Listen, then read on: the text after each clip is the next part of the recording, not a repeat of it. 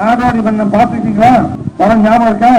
எத்தனை வருஷத்துக்கு முன்னால பிடிச்சது அந்த படம்? ஏதாவது 18-19 வருஷத்துக்கு முன்னால கருணாநிதி சொல்லி இருக்கிறார்.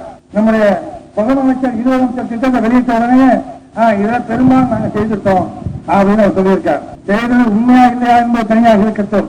அது நியாயமானது என்ன தவறானது என்ன நாம் பேச முன்வரவில்லை. இப்போ அது பிரச்சனை அல்ல.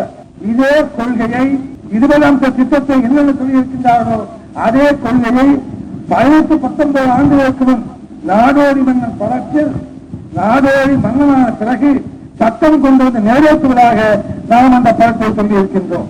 குடிசை வேண்டாம், வீடு கட்டுவோம் சொல்லியிருக்கோம். தேவைக்கு அதிகமான இடத்தை வைத்திருந்தால் அதை மற்றவர்களுக்கு பிரித்துக் கொடுப்போம் சொல்லி இருக்கின்றோம். அதே நேரத்தில் ஒரு பணக்காரர் என்று கேட்கிறார்.